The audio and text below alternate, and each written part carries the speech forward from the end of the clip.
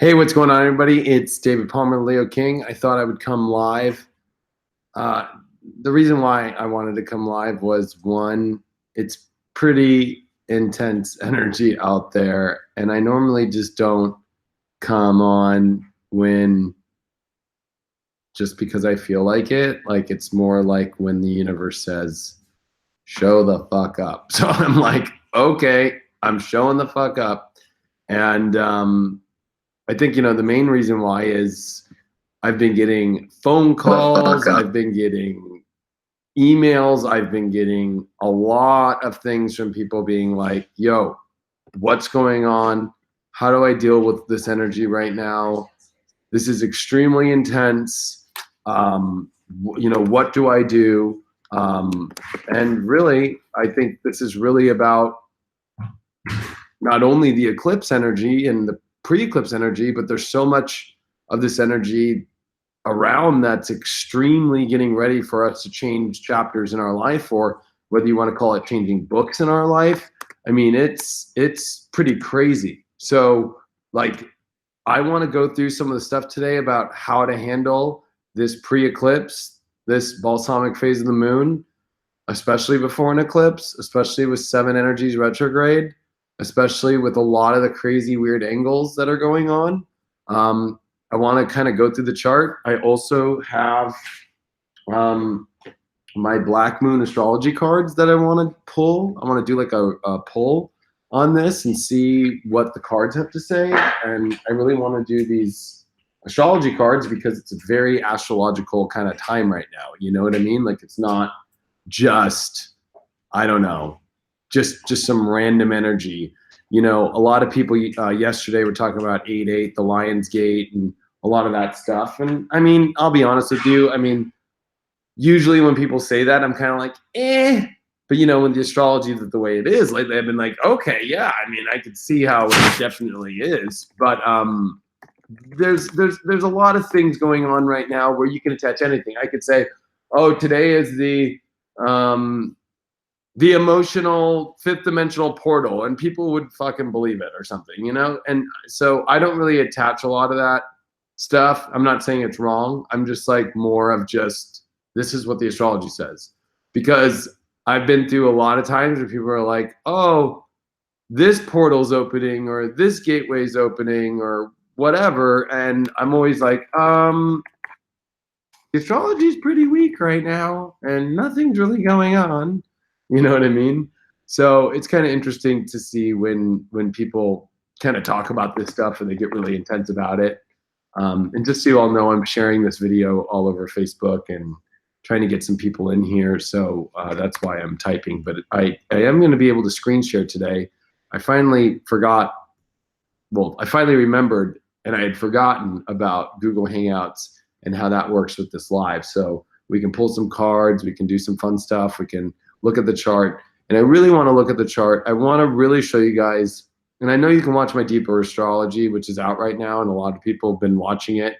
And I appreciate all the support and all the shares for this week's Deep Astrology. I really put a lot into it. But, this week, like it's kind of like, it's fun to kind of look at things from so many different angles.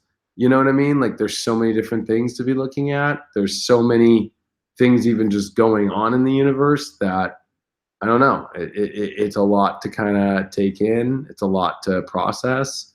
And yeah, I mean, at the end of the day, there's just a lot of gnarly stuff going on. And I want to make sure that we show it all, what's going on at the moment. So, okay, where is this thing? Oh yeah, I want to be able to be in the chat with you all. Yeah, so I do got the chat going on. I won't be, well, maybe I can put it really small. Let's see here. Oh, that's stupid. They don't like let me pop it out or something.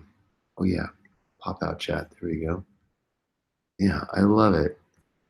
Like, I feel like lately Google or YouTube is like doing the right thing, and Facebook for some reason is like really weird. They're like not like there's something off with it right now, and there's something just not like feeling right. I don't know why, but that's my feelings. That's how I feel things are going. And that's my final answer. You know what I mean? Buffering. Oh yeah, thanks for everybody watching the Netflix thing too. You know, there was a lot of astrologers on there: Nadia Shah, Sam Reynolds, Susan Miller, and then it was cool that they showed some other YouTube astrologers on there, like of course K Pasha. What's his name? He's actually one of my good friends. The English guy who pulls cards too. I always forget his name. I forgot his name at the moment. It was good to see Steve Judd on there too. You know, he's going through a surgery right now, so he's kind of going through gnarly things. So if you guys could say prayers for Steve Judd, it's like not, you know, he's going through some pretty intense stuff. There's a lot of people going. We're all going through gnarly stuff. We're facing some really weird stuff. So let's have some fun. Let's take a look at the chart. I know we've been, you know, looking at the chart, I guess you could say, in my deep astrology, but it's kind of fun to kind of do it like live here on this platform, and see what's going on. You know what I mean? So, how do I do this? Give me a second here. Yeah, screen share. There we go. Application window. Yeah. The entire screen. Okay. So, here we go. So, all right. So I just pulled this up. We'll do the clock. So this is right now from where I'm at, Newport Beach. And what we got here is, of course, the moon finally has entered into Leo, but it's coming into this massive T-square right now, right? The moon is squaring Uranus, and then here we are with Mars retrograde at 0 degree. So this moon, it's stressed, right? It's coming into an eclipse. It's about to be burned out by the sun. It's got a lot going on during this eclipse. The main one to me too is this Venus square Saturn, which Venus, remember, is at its home sign and Saturn's at its home sign and dignity in both signs. So that's pretty intense. Look at this. Mercury is retrograding exactly in a quincunx. See that green line there, that quincunx to Neptune? That's exact. That is extremely weird feeling, not understanding certain things in your life, what's going on, lost, delusional thoughts, thinking of the worst. And Mercury is squaring Mars or Jupiter in Scorpio. I mean, I'll be very honest with you all. And look at, even Mercury is squaring retrograde Juno. Like, to be honest with you, Mercury is not happy right now, especially like Mercury retrograde is not happy ever, but Mercury retrograde is in a very tough spot, especially with this Neptune aspect. That's very hard because it's very hard to discern where we can find happiness. We tend to, especially with Mercury quincunx Neptune, start to get like very insecure thoughts, and more important than that, because we don't have a lot of answers right now, and there is 7 energies which are retrograde, we can start to kind of get paranoid, or we can start to freak out about things that we can't see over the horizon. Like, it's like literally looking through the smoke and thinking that it's a fire and it's coming your way, or it's like seeing a wave and thinking it's going to get bigger and it's coming your way. And you need to be a little bit more clear to be happy and to be okay. And Venus isn't helping right now as it's in square to Saturn, because that is, you know, feeling, you know, like there's these monumental tasks with Saturn, and Venus is projects, relationships, right? So it's finally got these connections, but there's monumental tasks ahead. There's delays.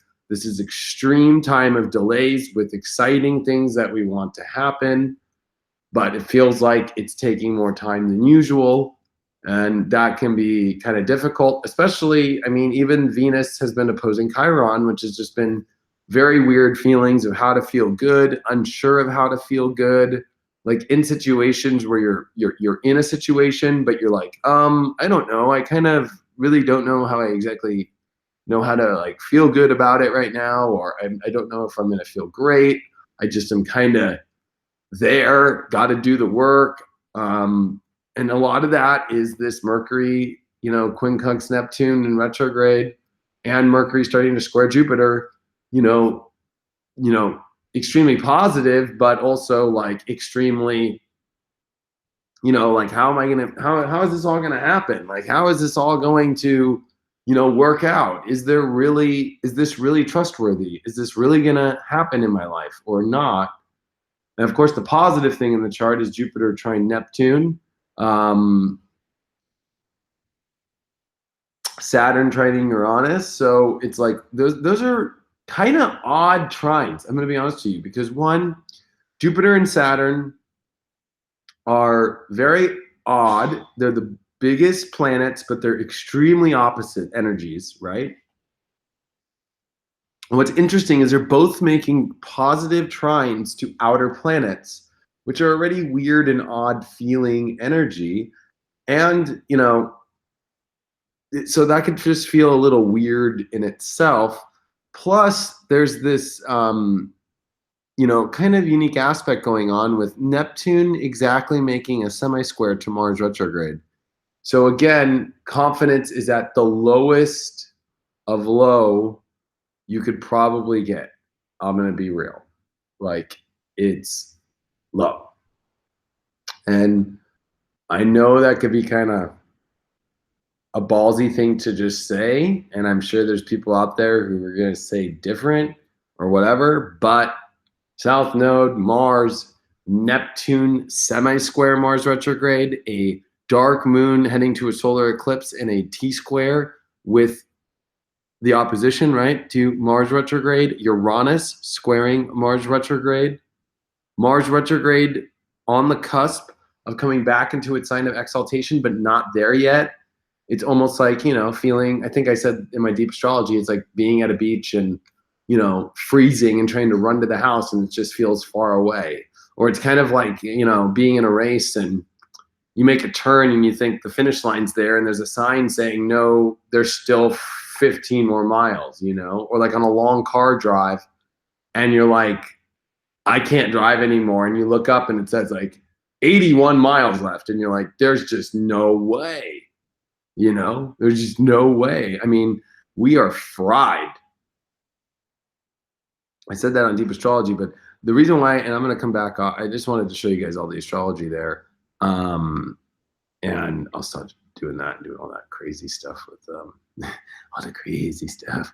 The thing that I really want to say too about all this stuff is the things that we do from now until the eclipse, and even a little bit post-eclipse. Oh, I hate seeing that ring light there. I hated that movie, The Ring.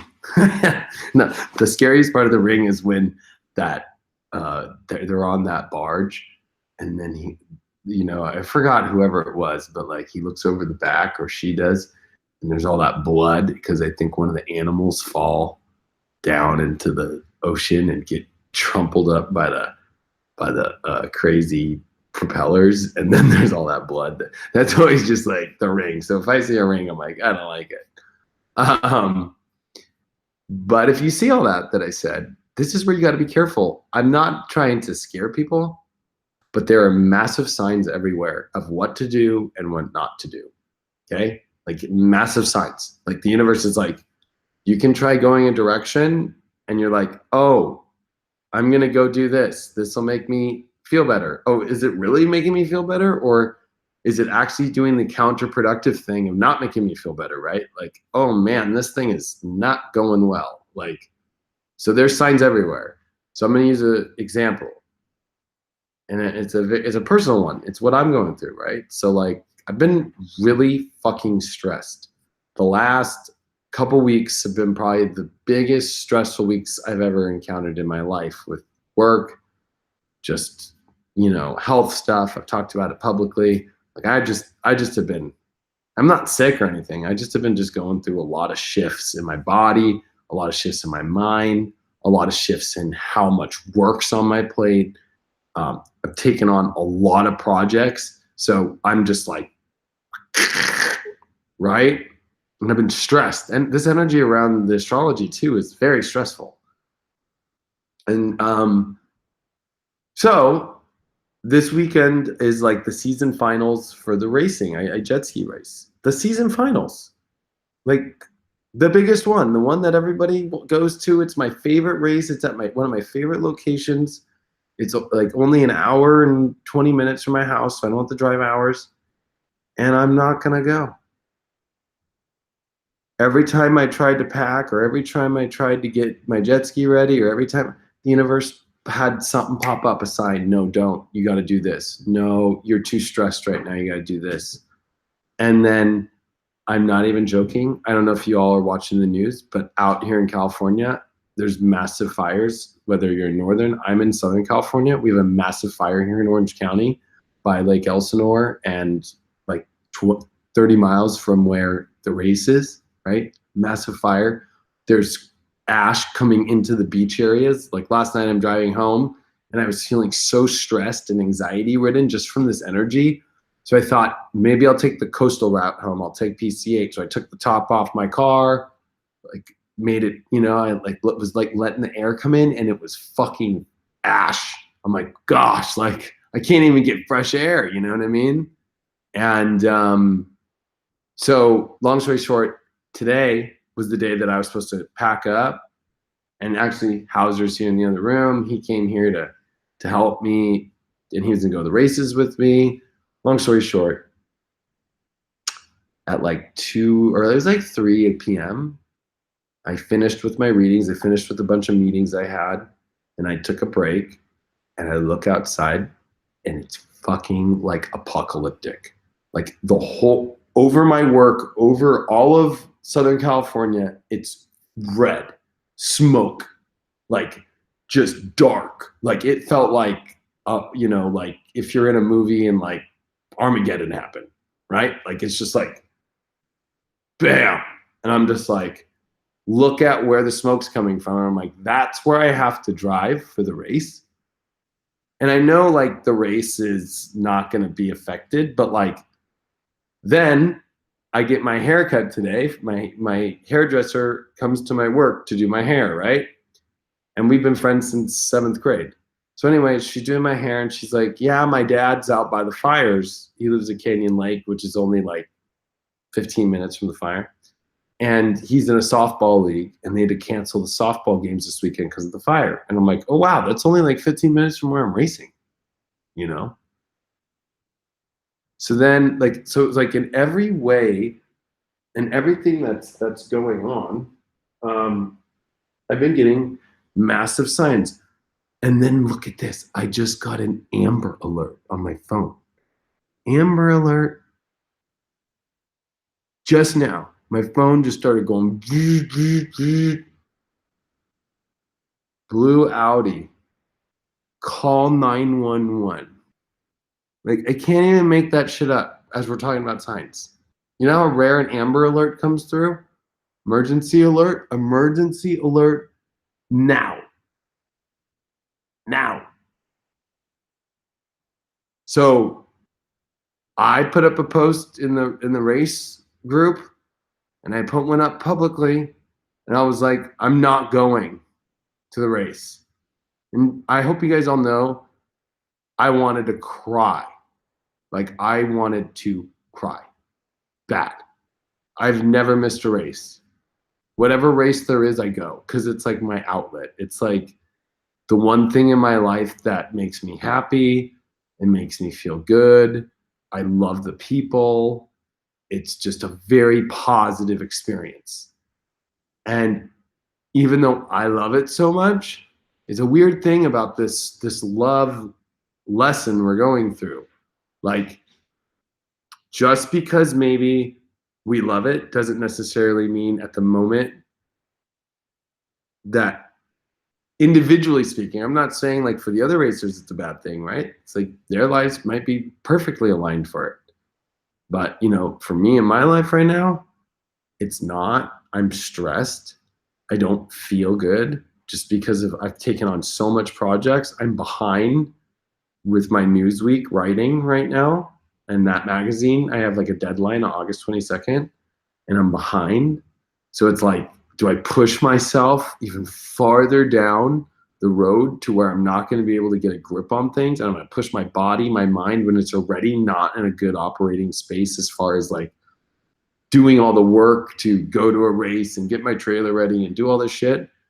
And then I'm seeing signs everywhere not to go, including now, right? Like even right now, there's signs. So I think a lot of this is like realizing, what are the signs in your life saying to do and not to do? And no matter how much you might want to do it, love isn't about, how funny, I'm wearing an I Love House Music shirt right now from Focus. But no matter how much, like no matter how much you love something, it doesn't mean necessarily you have to do it. Like, if anything, maybe not going makes me realize how much I do really love it. Maybe that's the lesson. 2, I think with Saturn in Capricorn, it's like prioritizing your love. So there's still more racing this season. I have the World Finals in October. So it's not like I'm missing out on everything, but the opportunity with Newsweek I have. Right now I'm working with Insomniac to help and be a curator at their new Sacred Valley rave. So I'm doing that whole thing right now. So I have like these really unique opportunities that are extremely huge, and they're things that I love. But it comes to a point where it's like Saturn's telling us in Capricorn, all right, you have a lot of things you love, but what's top of the list? I'm not saying that like jet skiing's on at my top of my list. It is, but the things I have right now going on that are causing stress just because it's work, it's not bad stress. It's just like I can't overload too much, you know? So I think the best way for people to learn from how I'm seeing this eclipse, or how I'm seeing it, is to not freak out that you're not going to be able to do everything at this moment. No matter how much you love it, we can become very unhappy. There's certain things we want to do and we can't, right? Typical Venus square Saturn. Typical, solar eclipse with Saturn, right, in Capricorn. Typical in Leo, of course, right? Solar eclipse in Leo with Saturn, Capricorn. Remember that the eclipse last year with the solar eclipse in Leo was with Saturn in Sagittarius. It's way more like, and it's funny because if you look at your life last year, it was like, fuck yeah, what do you love? Open the doors, yeah. This one, it's like, okay, it's there, but like you got to make serious choices, like which one do you want and where do you want to go? And it's kind of like you have to make a choice. Like I could have made a major choice in the last couple hours. A lot of my stress got relieved in the last 3-4 hours when I made the choice, I'm not going to race. Because it was like, I could choose to basically, I already know, I already can feel it. We're all psychic. I know that if I went to the race, I probably would be so beat. I wouldn't probably be able to do good future life videos next week.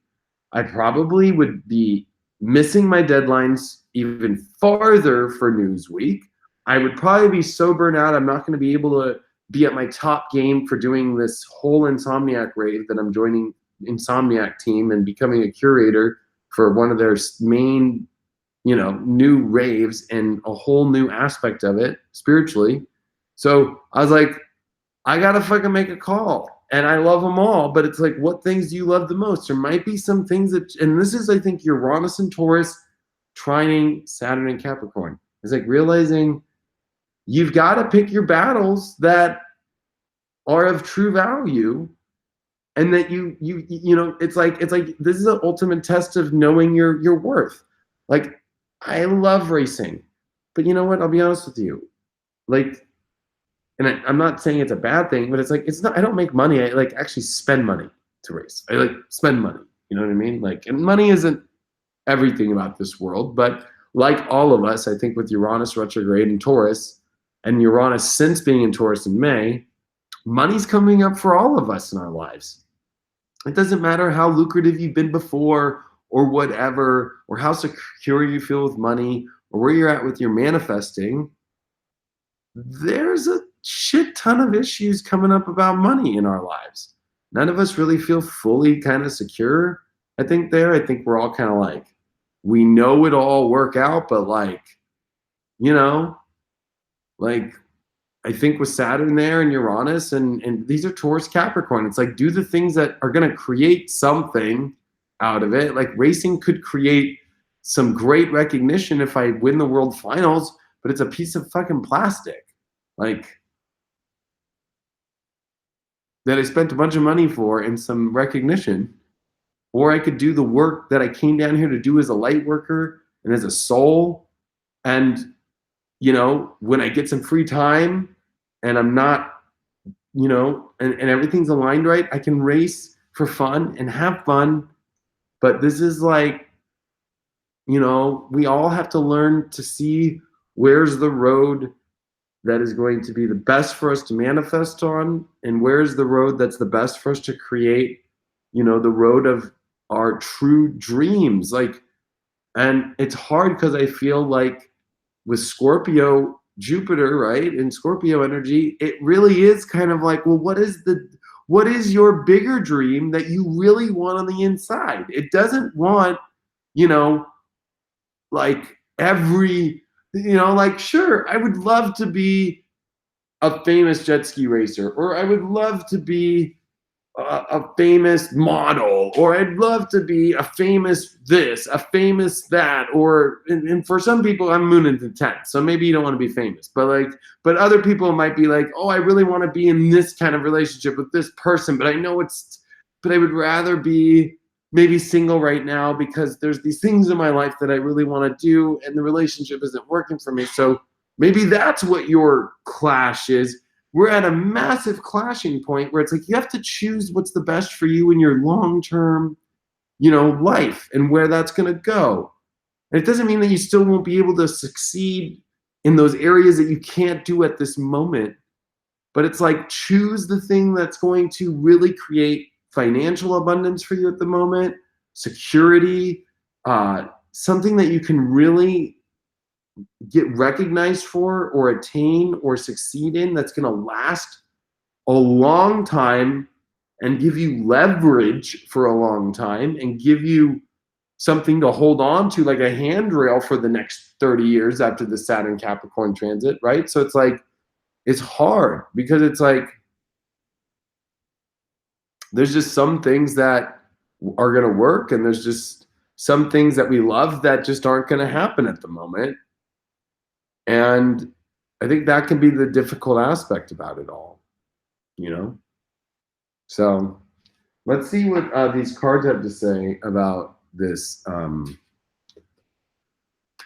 this solar eclipse coming up, or at least I would say I would rather do this reading about what the next, 36 hours before the eclipse and this dark moon is going to be like, like, what is this 36 hours going to be like? Because I think it's very crucial. People slip and fall during the dark moon cycle before an eclipse all the time. This is where people do the craziest shit. This is where people do the weirdest feelings. This is where people listen to the signs or do not listen to them.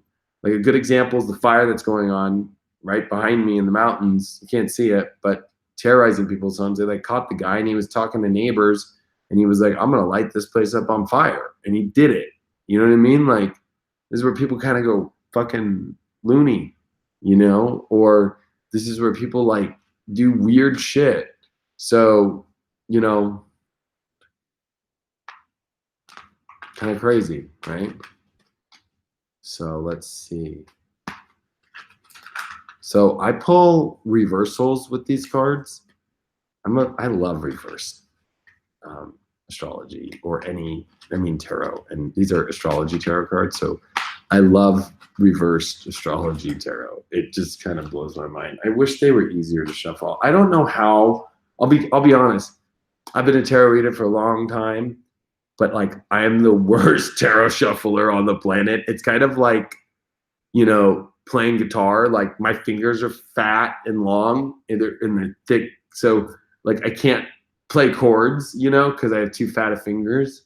And then, you know, like there's just certain things where it's like, you know, like shuffling for me has just I've never been a good shuffler. I mean, I shuffle, it's just janky. You know what I mean? Like I'm just a janky shuffler. Like, hey, you know what I mean? Like I definitely could not get a job in Vegas as like a shuffler at a poker table or anything like that. Like they would fire me fast, or I probably wouldn't get the job.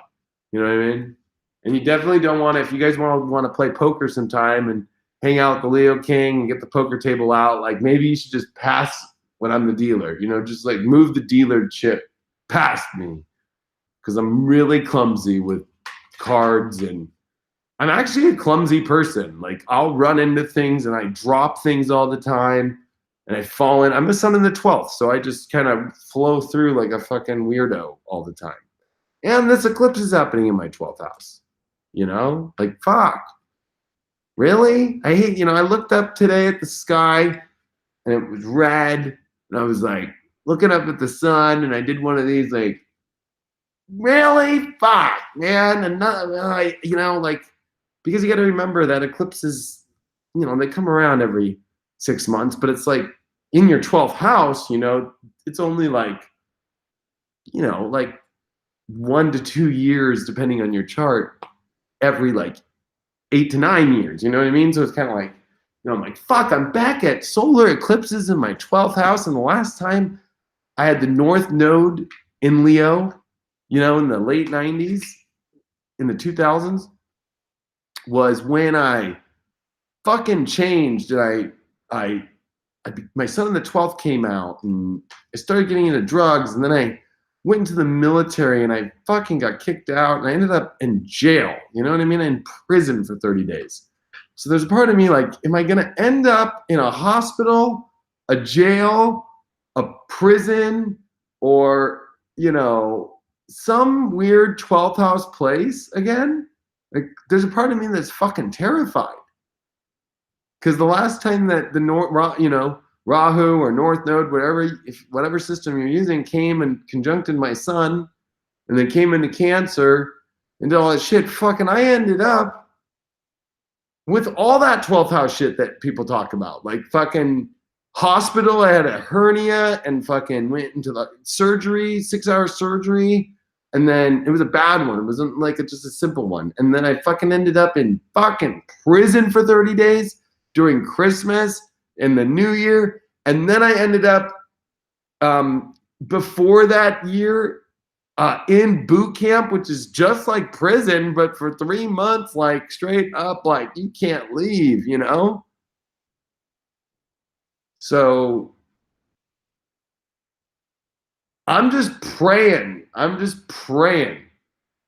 that shit doesn't go down again. You know what I mean? Like, so I'm having to learn through looking at this lens of astrology, not from my own chart only, but from the external of the transits happening, for even myself not to freak out about what's going on astrologically, and for myself not to freak out that bad things are going to happen, and to shift my positive perception and to shift things that, you know,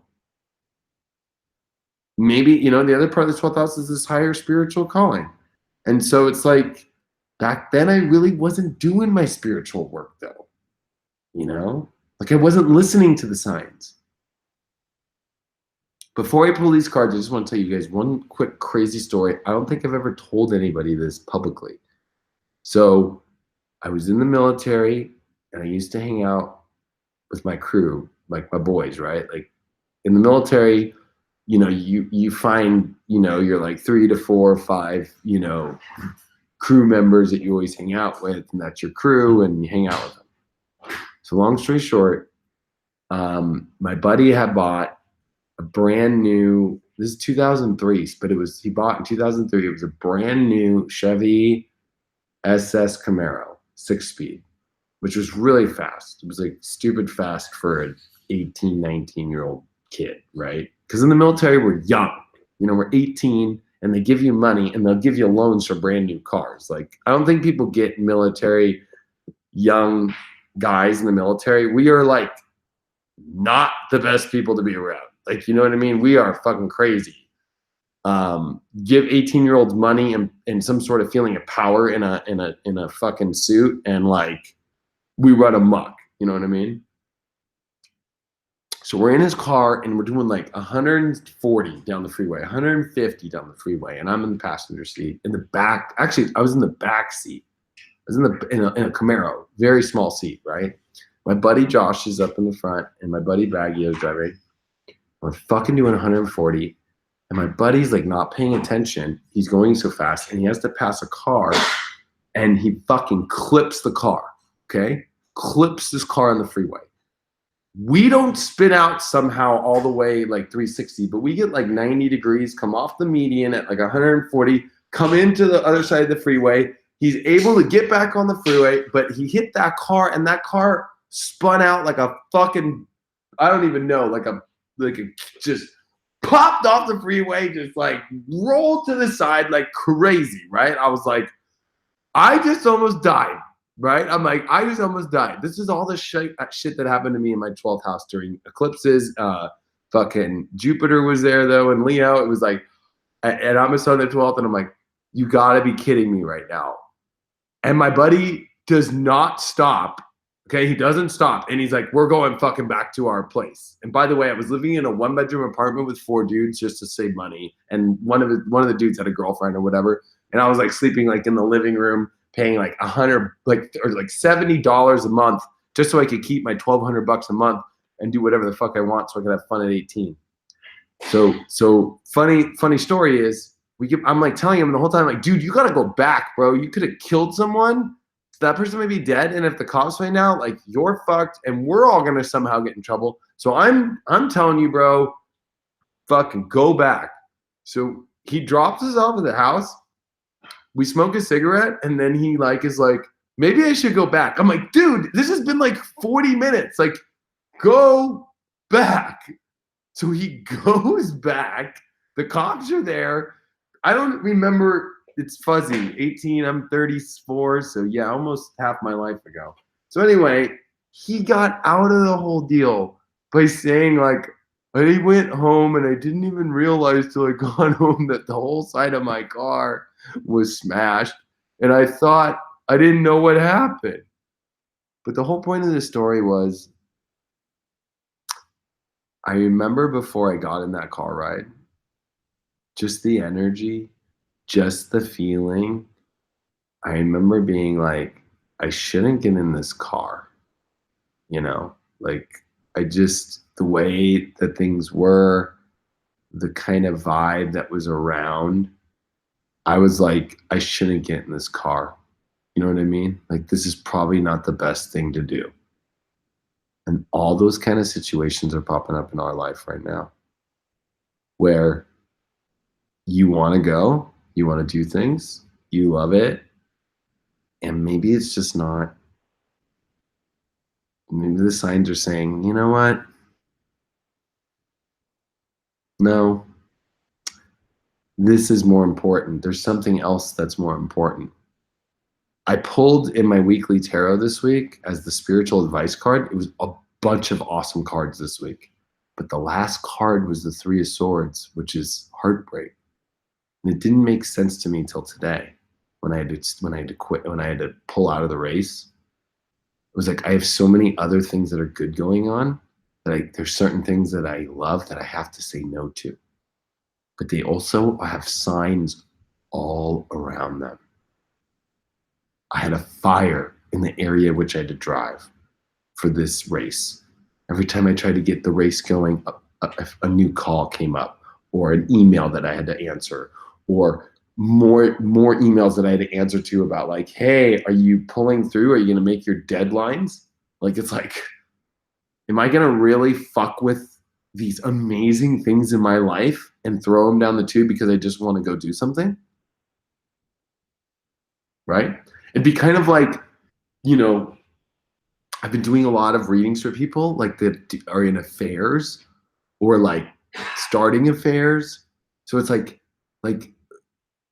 I'm like, and I don't say this in the readings, but like, you know, sometimes I do, but it's like, it's kind of like that call where it's like, sure, maybe you really want to go do that affair, right? Maybe your passions are up or something, but it's like, is that what you really think is the best thing for you and your partner and all that shit? When like, maybe you just need to put your passion back into your relationship, or maybe you need to go running or something, or maybe, maybe you need to go do something, or if you don't like the relationship, get out of it and then go fuck around. You know what I mean?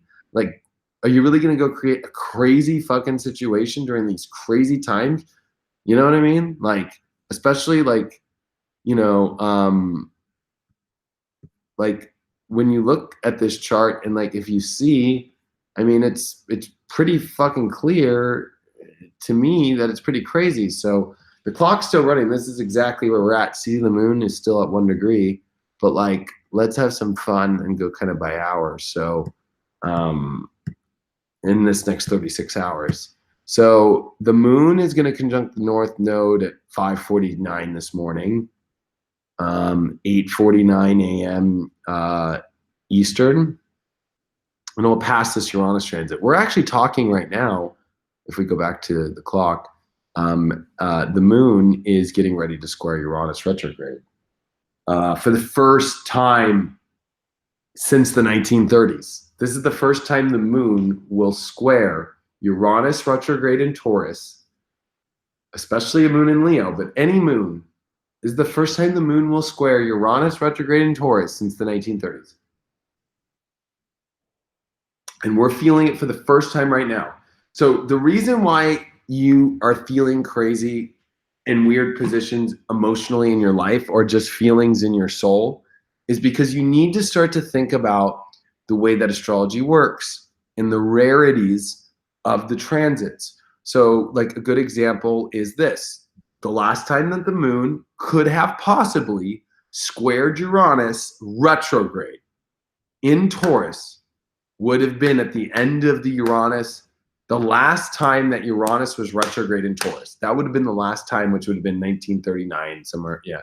So we haven't felt, as a human species and on Earth, we haven't felt the moon square Uranus and Taurus since then. And this is a heightened moon because it's a dark moon. It's in Leo, the sign where the sun is already right now during an eclipse. The node of the moon, north node of the moon, is there, making it more potent, more, like almost like I will do anything to feel good. Yet, is it really, Mars retrograde is kind of like, is it really good for you? Like, or is it a battle that's just that you keep losing and you keep trying? It's like one thing about the North Node is it in Vedic or in, Indian astrology, it's Rahu. It's like, it's never happy enough. It's like the dragon just wants to keep eating and eating, and there is no stomach. It just keeps filling itself up. So it's like when you have it in Leo and then you have the moon here, it's like an emotional need just to feel good, whatever the fuck it is. Are you going to look at the signs, or are you not? Are you going to just go into crazy land? Especially Uranus and Taurus is new ways to feel good, but crash and burn ways and euphoric, amazing, new, higher vibrational ways in your life, right? Like really good ones or really shitty ones. So like that's going on right now. The last time that Venus squared Saturn in its home sign of dignity, both of them would have been, well, let's see. So 88, 89, somewhere in like 90, maybe even 91. I'd have to do the math, but Venus would have had to be, the sun would have had to have been there late 91. Yeah, I mean, if I do years and we look at 90, Saturn was still there, okay, but 91, Saturn was already in Aquarius, and Venus, yeah, there was look at this. Let's see this. Let's see if September 9th, 91. Venus is in Virgo, and Virgo. Oh, wait, hold on. I went too fast. Venus in Scorpio, square Saturn. So it was since the 1990, the last time that we felt Venus square Saturn in Libra. So that's what? Let me do my math. That's 28 years ago, right? Like that's 28 years ago. So if you think about, we're going through the first time we have felt Venus square Saturn in Capricorn in its natural sign of Libra since 1990. We're going through the moon square Uranus retrograde, and it's a dark moon on a solar eclipse with the North Node on top of it. That makes it even way more strong of a moon and more sensitive a moon than ever since the late 1930s. Right now, while all this fucking eclipse shit's going on. So you want to talk about like kind of like feeling shit that our ancestors felt that we have never felt before? Especially with the moon square Uranus. And I'm talking about like maybe a generation ago, right? I'm not talking like ancient, although we are entering into ancient history's alignments, because the last time Saturn and Pluto were in the same sign was in 1518, 1517 coming into 1518, but it was mainly 1518, okay? So like that's happening right now. But then the last time that there was the buildup of Pluto, Saturn, and Capricorn, and then Jupiter within a year away of that was 1283 coming into 1284. And that's all starting to happen. If you look at the astrology, go look at 1282, 1283, and 1284. It'll blow your mind. All the same shit was happening that's happening right now. So, like, there is some ancient emotional shit. And you got to remember that back in the 12th, 13th century, at least, or you know, they did not know about Pluto. They didn't see it. They couldn't see it. They didn't know it was there. So they just thought, you know, it was the Saturn-Jupiter alignment starting up. But the truth is there was this secret amplification behind all that intense energy of 1518, 1284 that we're starting to begin the feelings and enterings of. And then there's these other little things going on that, you know, most people aren't thinking about. Like when I see astrologers online, they're not talking about this. Oh, the last time Venus squared Saturn when it was in Libra, you know, to Saturn and its dignity was in 1990. Like that's the last time you could have felt that energy. So it's not normal. It's not like a typical Venus square Saturn element, right? Like, and of course that happens through every Saturn transit. Like you're going to be like, okay, the last time, you know, because we're not going to see Venus in Pisces and exaltation square Saturn and Sagittarius until the 2030s or whatever it is, you know what I mean? Or 40s. So it's like, you know what I mean? Like 2043 or whatever it is, you know? So it's like, of course you're not going to see it for a while, but like you need to remember that dignity Venus, dignity Saturn, home, that makes it more extreme. It was interesting in 1992, not 1992 the year, but 1990, and then I said too, what's interesting about it was George W.H. Bush was the president, and his economy that Reagan had brought in, that everybody thought that would do fucking great, was doing horrible.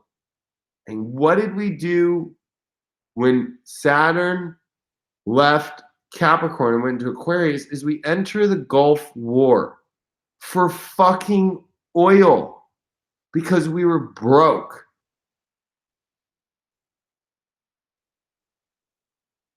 I'm just gonna put it up there. And it's like Venus in its or in its dignity and Saturn in its dignity in square. And especially now that Uranus is retrograding and we're feeling this for the first time in Taurus in our lives, most of us, unless you were around in the late 1930s or early 1930s and you were there through that period, Like, and you were aware and you were awake of consciousness and feelings, or you could reflect on that and kind of still feel it. This shit's no joke right now. So let's get to the cards. I know people fucking have been waiting for the cards. But I just kind of wanted to show you that when you do your astrology and you look at it, do math. Like, look at things deeper than just the plain astrology that's in front of you. Like, go, when was the last time this could have happened?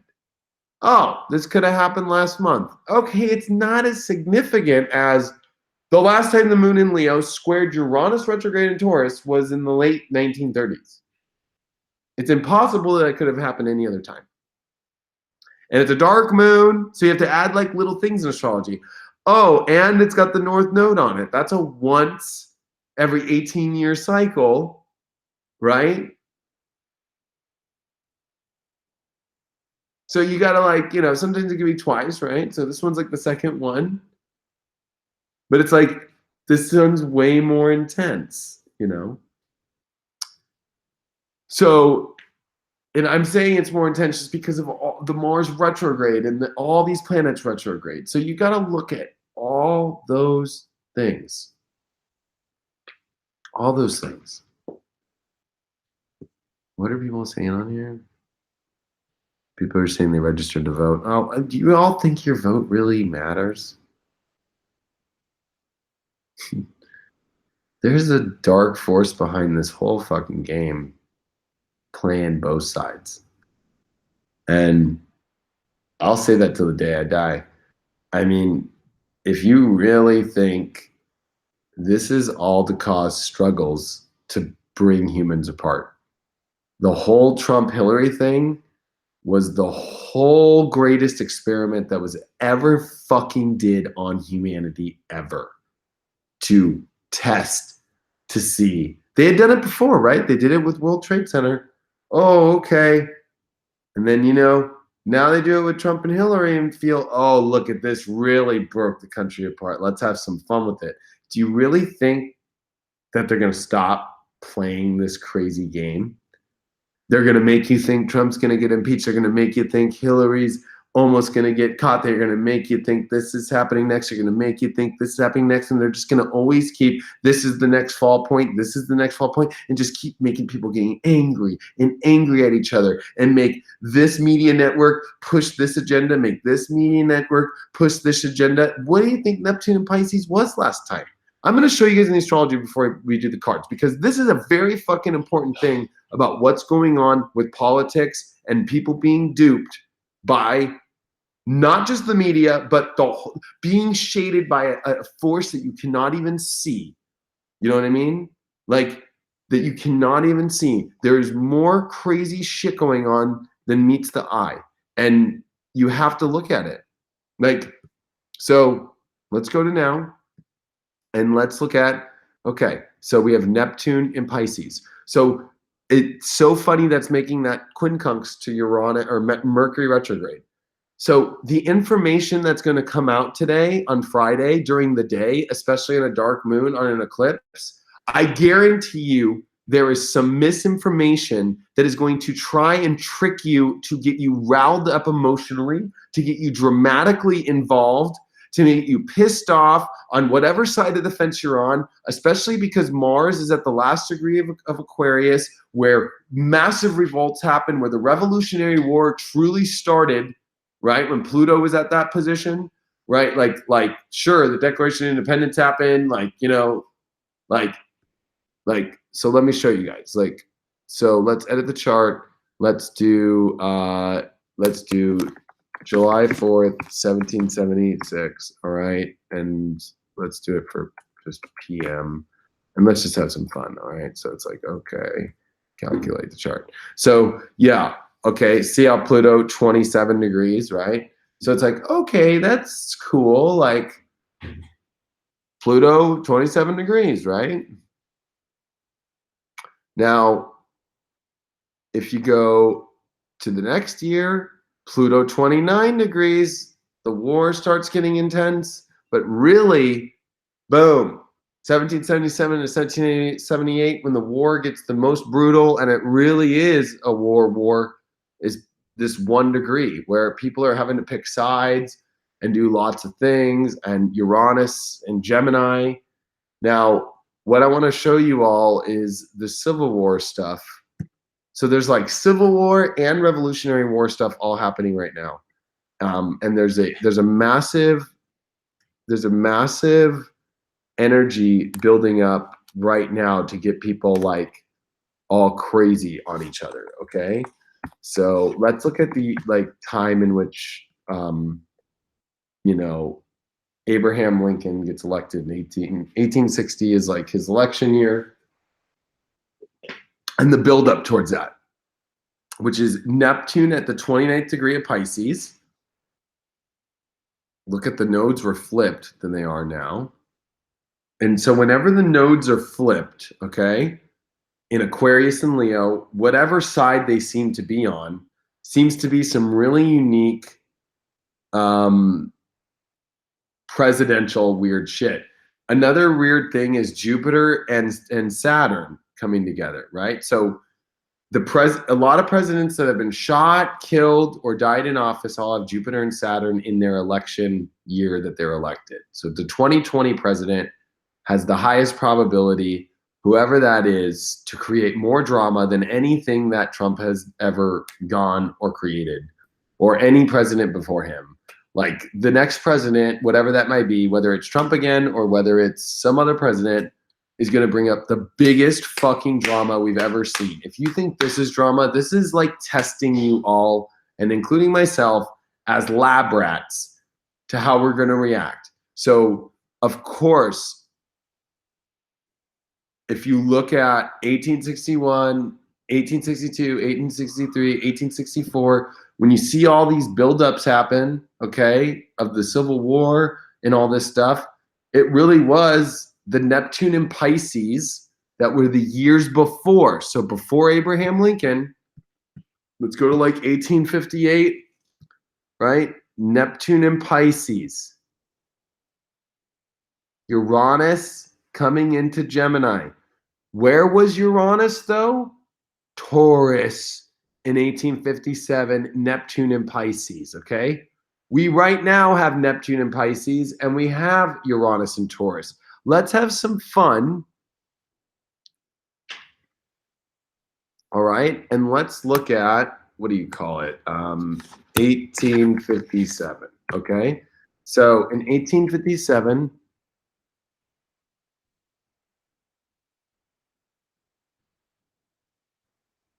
the Federal Constitution of the United Mexican States, okay? The Opium War started going on. The Panic of 1857, speculation in U.S. railroad shares and the collapse of the August 24th of the New York City branch. Long story short, there's panics. People freak out. The Reform War in Mexico, there was a major earthquake. Long story short, it's the buildup of Civil War, though, okay? People start picking their sides. They start going crazy. During all these years prior, look at this, all through the 1850s. So the gold rush, right, was 1849, right? We all know that. Gold rush, 1849. Neptune at Pisces, Uranus finishing in Aries. We're at that. We've been at that place. But look at when you start to get to like 1853 and when some really powerful stuff starts going on about Civil War, about segregation, about states wanting to secede from the Union. California's trying to secede from the Union during Uranus in Taurus and Neptune in Pisces.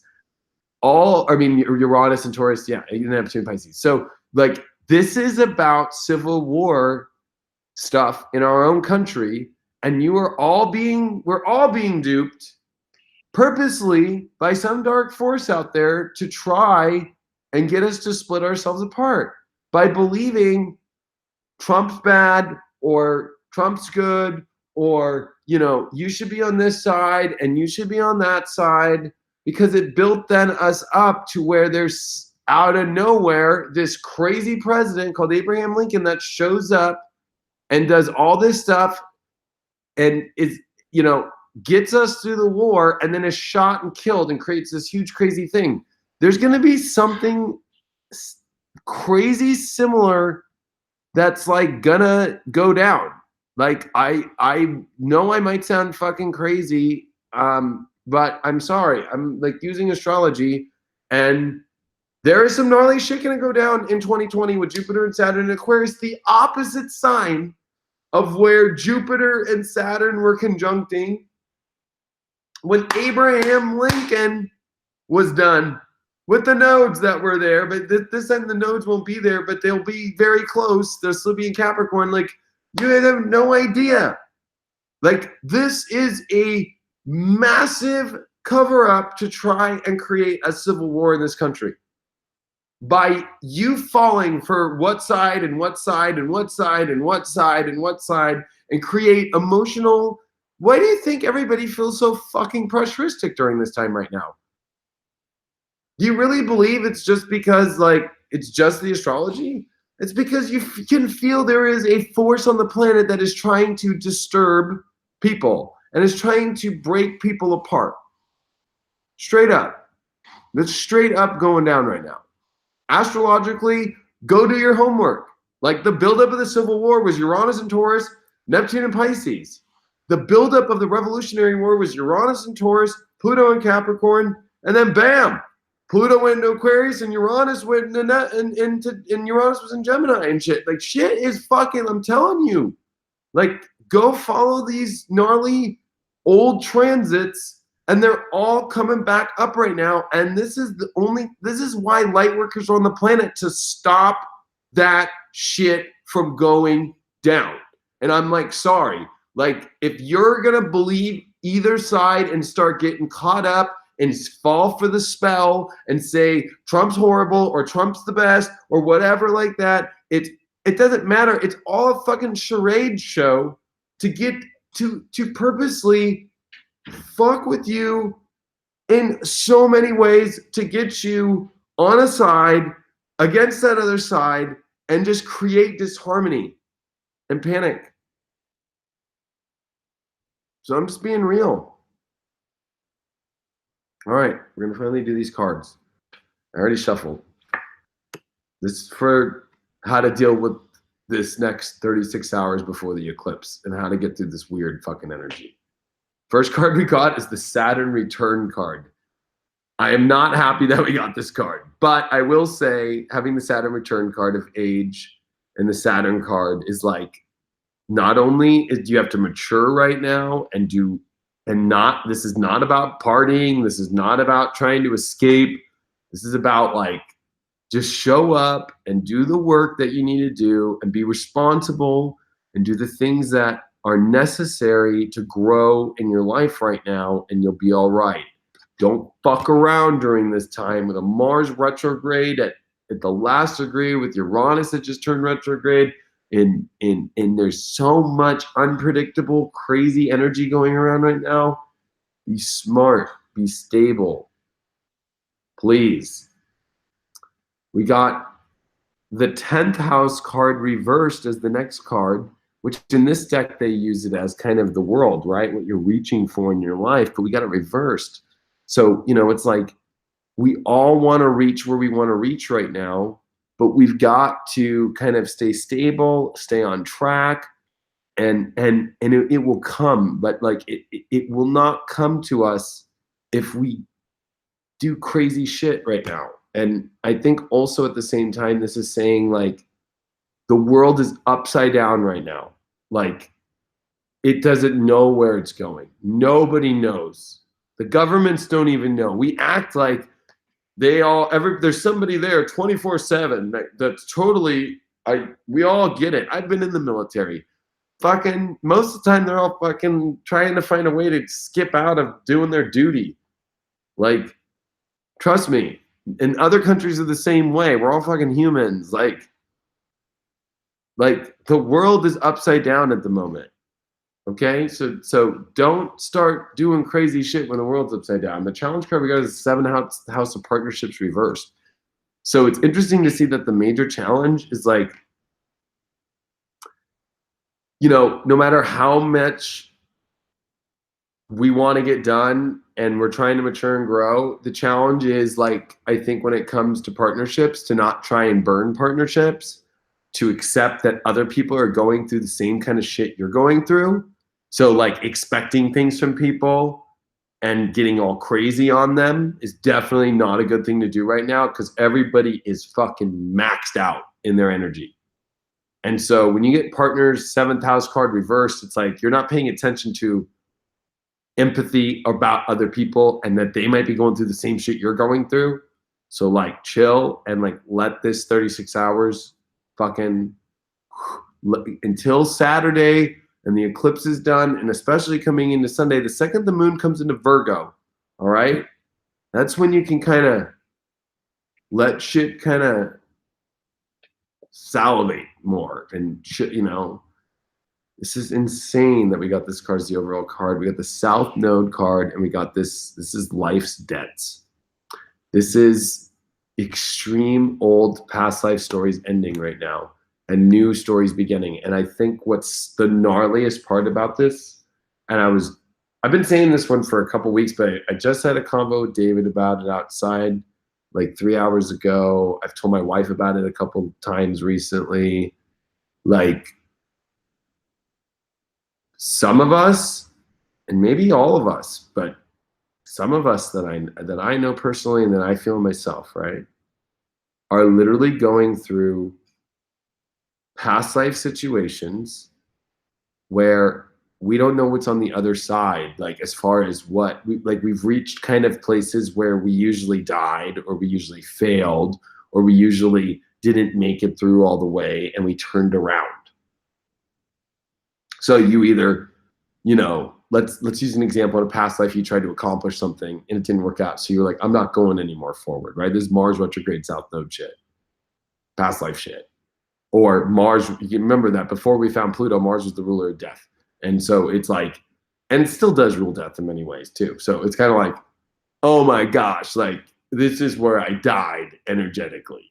So like you can feel like you're dying, but you're not. Like you're going through pushing through like a fucking weird, like through the fucking gnarly past life feelings of like where you're so nervous because you've never been past that point, like this point of entry, this portal, you know, that's opening, whatever you want to call it.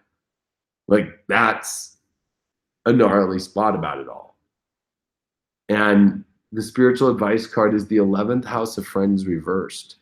That I think it's extremely important to realize that everybody, even your friends, all the people around you are upside down, but maybe it's better to go be upside down together, you know?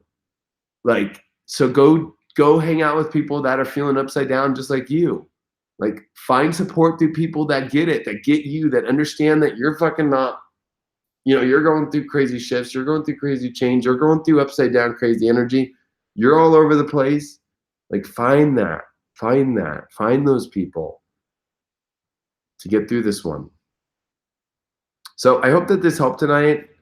I know it's crazy energy. I know there's a lot just weird shit going on inside, outside, all over. But pay attention to the signs right now.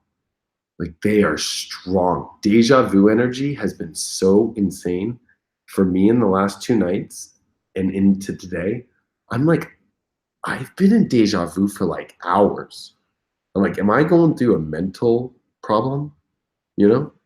And then I'm like, well, I look at the astrology and I go, no. So when you look at all this shit and you really process all this shit and you really, you know, take all this in, this is gnarly, thin veil, ultra test shit. And it's just about listening to your feelings and seeing the signs. And if it doesn't feel right and the signs are trying to speak loudly, but you have to be aware. If you're not aware, and you decide to go into where the universe got red lights, and you know, it's the universe does it a couple times too. Like, look at this, and then look at that. No here, no here, no here, no here. Like, don't go. Just for satisfaction. Just for a quick hit, you know? Like, it's just, don't do it. The universe is like, just don't do it. So, I had fun talking with you all tonight. I had fun sharing that chart with you all. I gotta say thank you to my YouTube fam. You guys have been with me the most. That's why I'm trying to bring more stuff on YouTube. You guys are the fucking shit. I'm gonna be honest with you. Like, and I like Facebook, and you know, and I like Instagram too, but I never get no love on Instagram. It sucks. Like, it's funny. I can get, you know, tons of people on YouTube, but like nobody will follow me on Instagram. I feel like it's like my lowest thing is Instagram. But I love you all. Sending you the best, and we'll make it through. And I have a very strong Mars in my chart. I just randomly saw that. I have Mars 18 Scorpio. So this solar eclipse is square my Mars. And I also paid attention to that. That was a sign to not race. I was like, maybe I shouldn't race. Maybe that's not a good day to race. You know? And I will come on here more. Yeah, somebody said they had a headache of a lifetime this week. Yeah, I had like ringing in my ears gnarly this week. I had a headache. I've had some weird sinus like stuff, and then it went away. Like, there's some gnarly physical stuff going on. Like, I've been having tension, back, and I'm like, this is stress related. I'm putting myself through stress. I came home last night early, and tonight actually is early for me, and it's fucking 12:20 right now. I'm like, I can't believe I'm home and it's 12:20 midnight. You know, I'm like I'm always at my office. I'm always, you know, fucking working. But I was like, you know, I need to like relax through this period. You know, so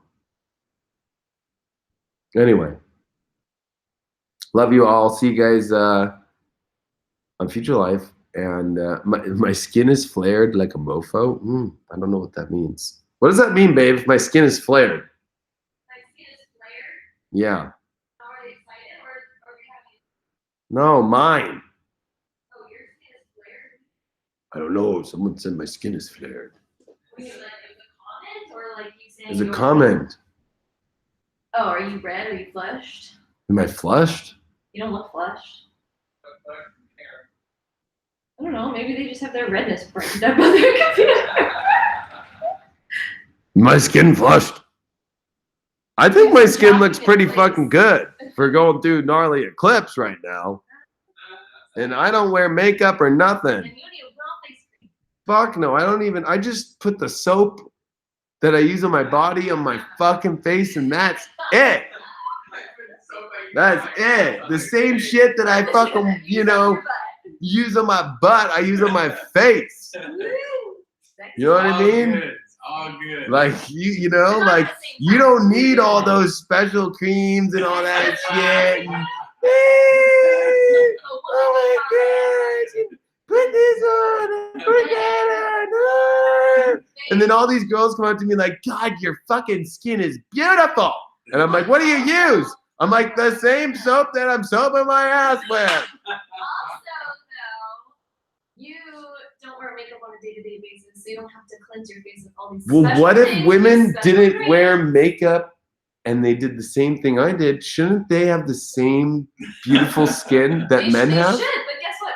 Most of us, not all of us, a lot of us will wear makeup. Some of these girls are gonna be like fucking flipping out on here, like, what the fuck? You're crazy! Stop wearing makeup. Do you want me to just stop wearing makeup right now and never put makeup again? No, I think makeup on women looks wonderful. I'm not saying, but it's kind of a weird thing that men, like, you know, we don't really do anything. We just show up. And I think it's like when we just show up, that's what makes it look better, but maybe it really doesn't look good. Yeah, there's a lot of impurities here. But I think it's because we energetically put out that we're not even thinking about what our face looks like. Like, I don't walk out the door going, how does my face look today? Right? Like, I don't even look at my skin on it. I just look at my hair. I'm a Leo, so as long as the hair is good and that's it. I don't even look at the skin. I don't look at the face. I don't look at any of that shit. Maybe I'll look and see like, oh, well, I don't look fucking weird, so we're good. Roll out. Yeah, say something, man. I always look at men and I'm just like, holy shit, you are so effortless. Like, for example, when you wake up in the morning, your beard is in the perfect place. You don't need to style your beard. It already looks perfect on you. Even when it's shaven, you have the perfect jawline. You have the perfect, like, eyebrows. Men always have perfect eyebrows and perfect lashes. They always have long lashes. I don't know why all the men get blessed with long eyelashes, but they do. And I look at you in the morning and I'm just like, why can't I wake up like that? Why? I don't know if you look at women or look at me the same way. Like, oh, how do you wake up like that, honey? How do you wake up so beautiful? I think I don't know. Women don't get that, guys. We really don't look at that stuff very deep. Like, we don't like wake up and go, look at how her hair is done, or look at how her face looks.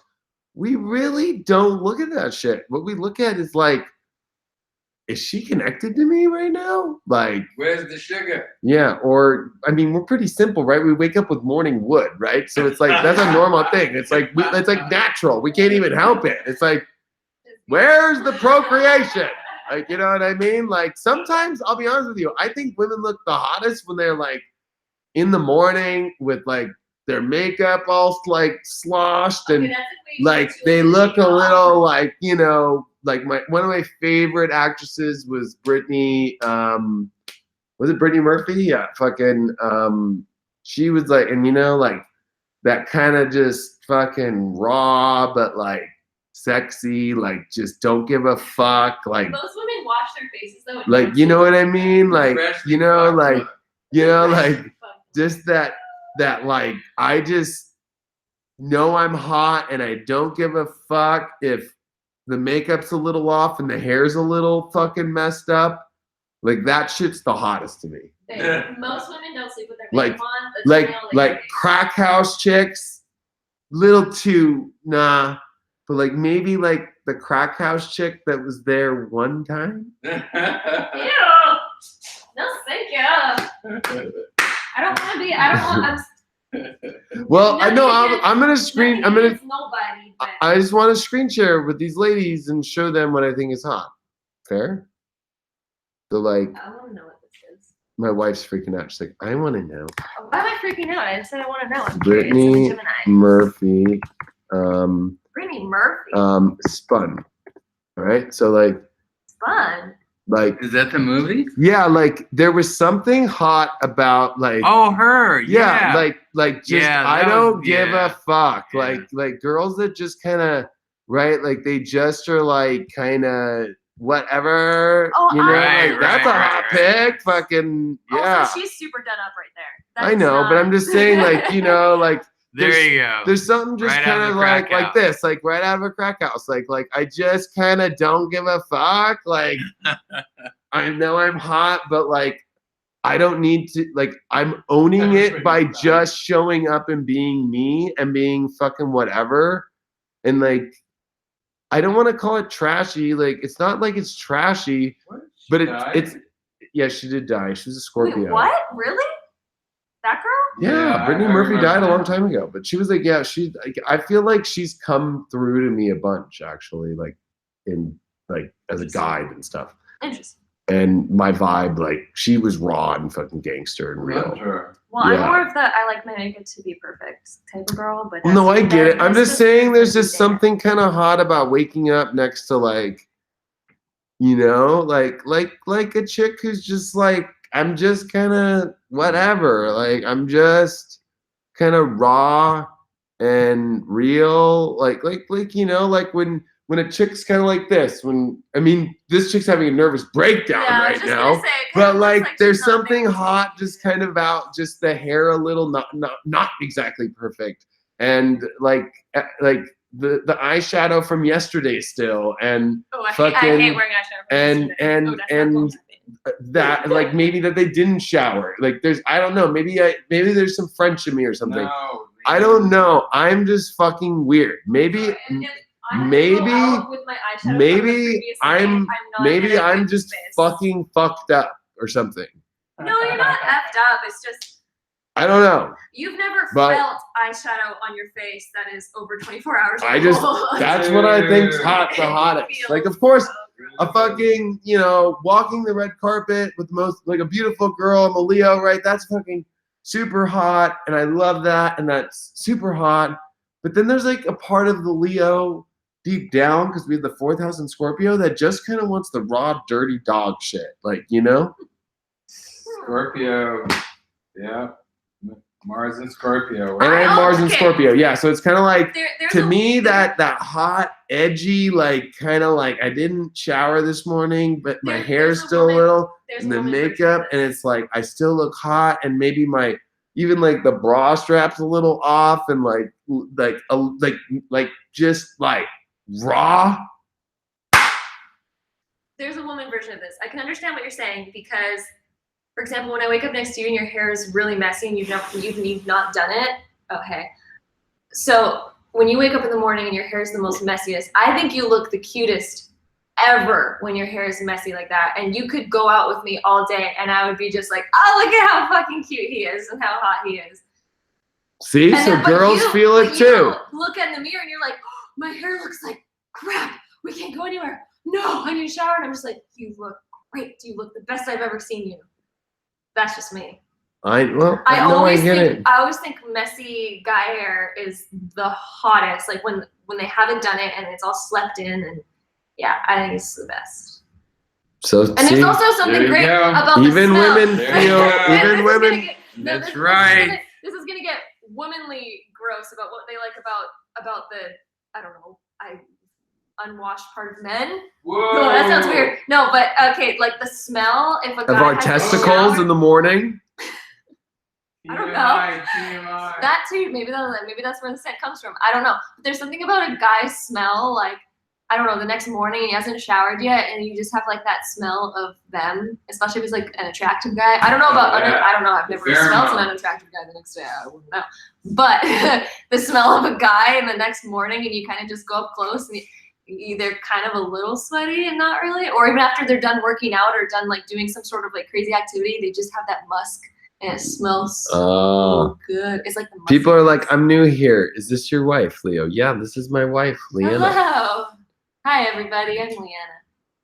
She's Leanna. I'm Leanna. We've been married now since June 3rd of 2017. Mm-hmm. I almost corrected you. Somebody was like, I thought they were divorced. Did you hear that from Dakoko? Well, I have my ring on right there. I know. You have your ring on. They match, actually. Cool story. So, I'll be honest. Relationships aren't easy. There's up and downs and fucking weird shit. Even in the best relationships. Even in the best ones. Even in the ones that look so perfect online. Yeah, exactly. They go through their stuff fucking, too. Even in the first year of marriage, it's fucking gnarly.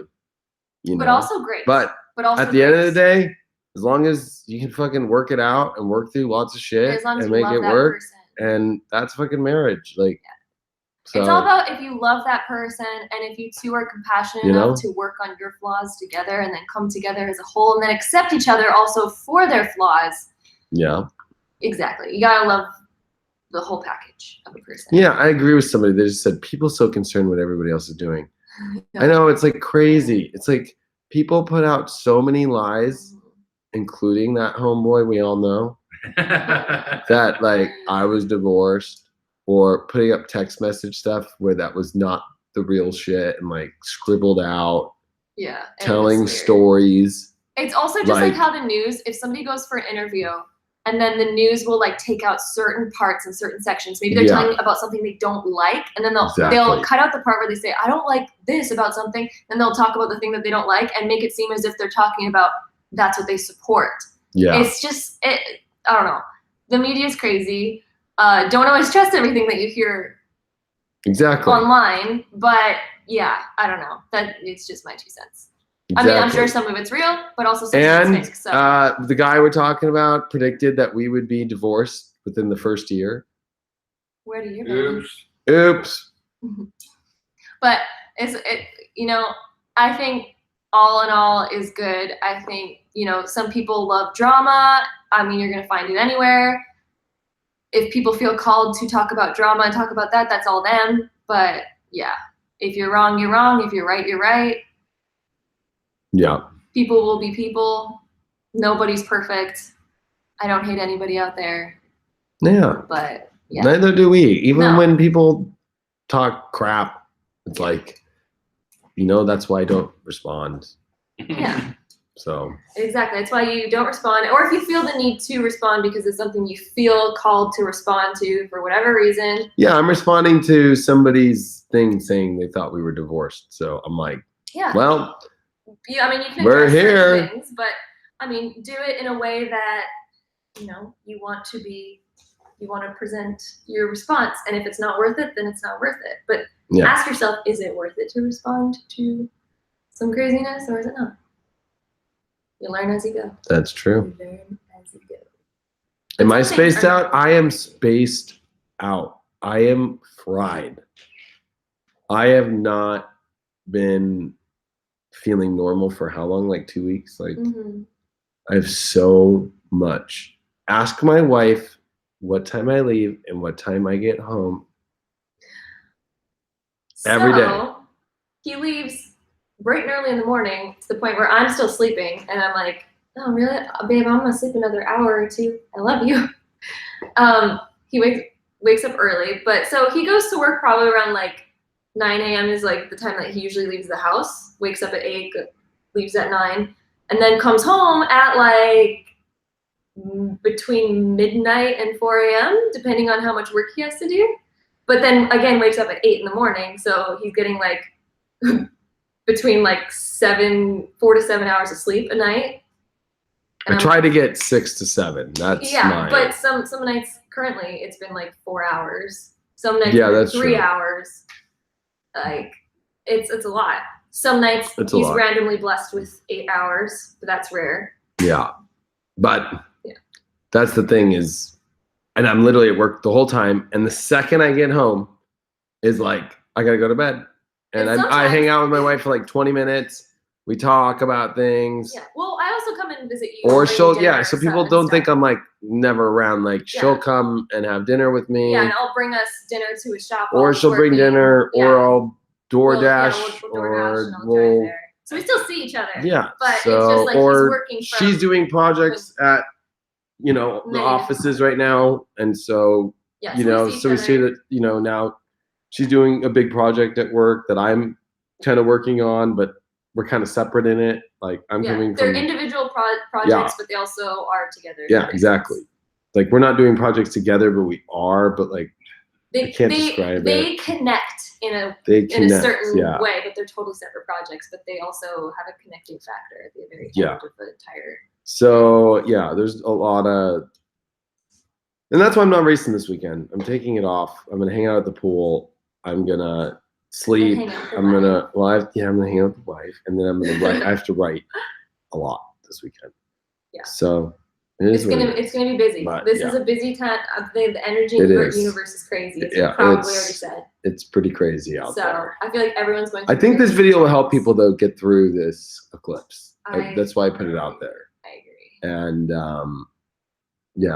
I hope it helped people. So I'm gonna go. Leanna's gonna go. DJ Casey, no, we don't smoke weed. I haven't smoked weed now for over 6 years.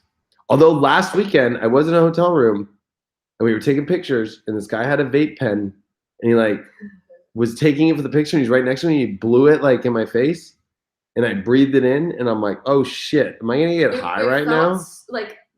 And of course, secondhand fucking highs aren't shit. I remember trying to, when I was like 15, hotbox a car and like try to get people stoned. Like you can't get people stoned that way,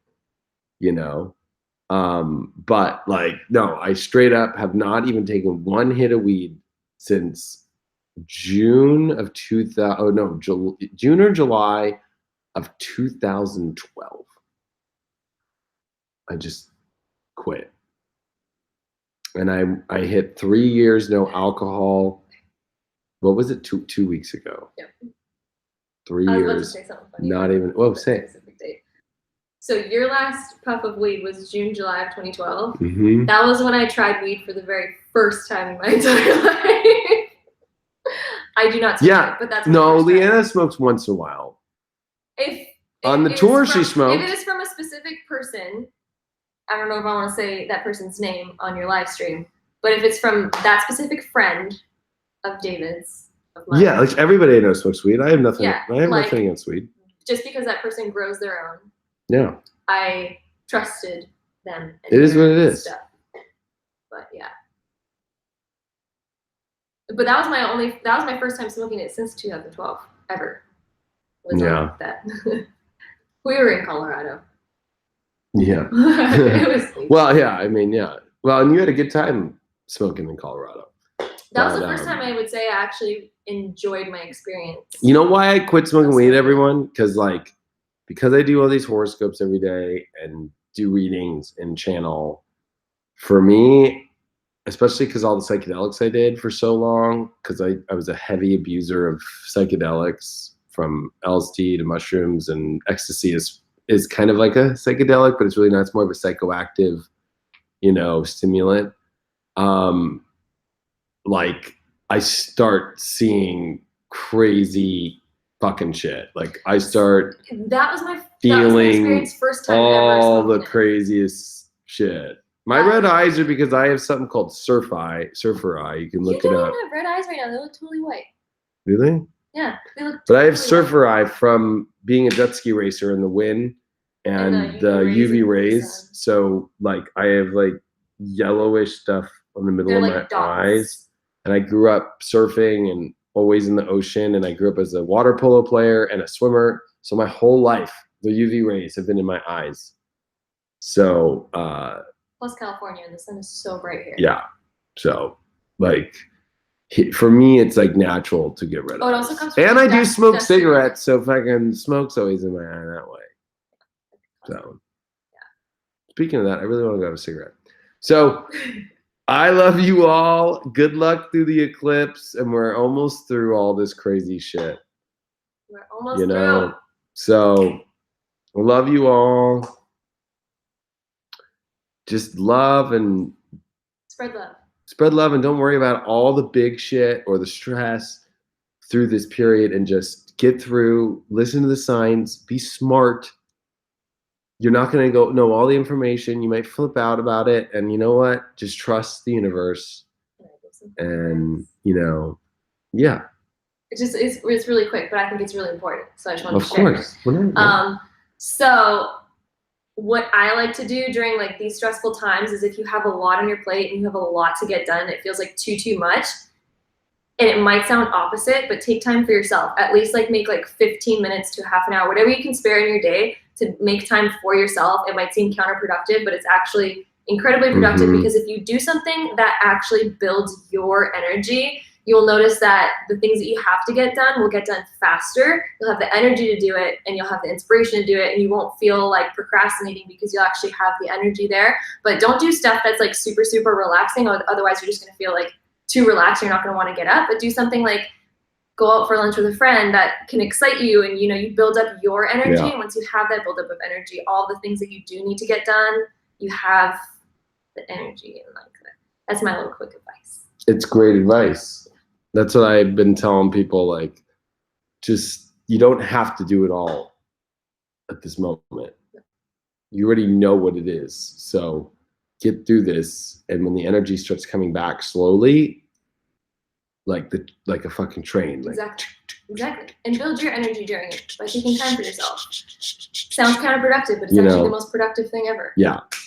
Or deep breathing. As long as you're not getting too like distracted. before I go to bed, I deep breathe for, well, maybe a minute, and then I'm already passed out. But You're a master at it by now. I can fall asleep in literally 20 seconds out, like fucking cold out. And she's different. She takes like an hour to 2 hours to get to sleep. Well, half an hour to an hour.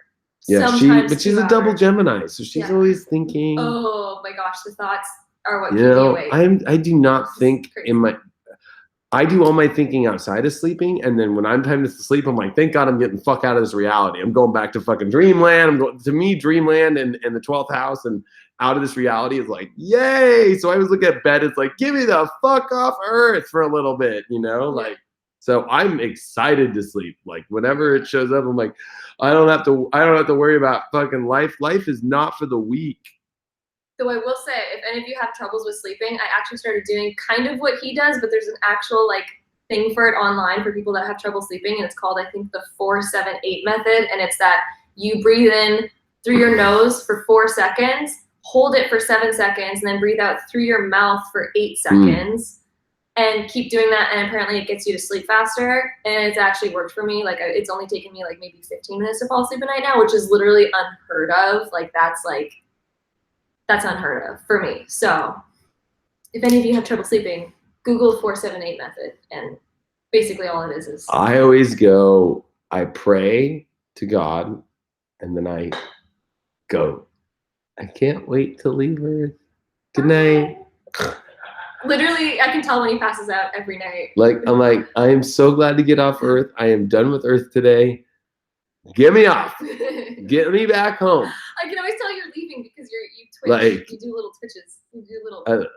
Yeah. And then you're like, and then I know you're asleep, and it happens like in 1 minute. I'm out. It's so funny.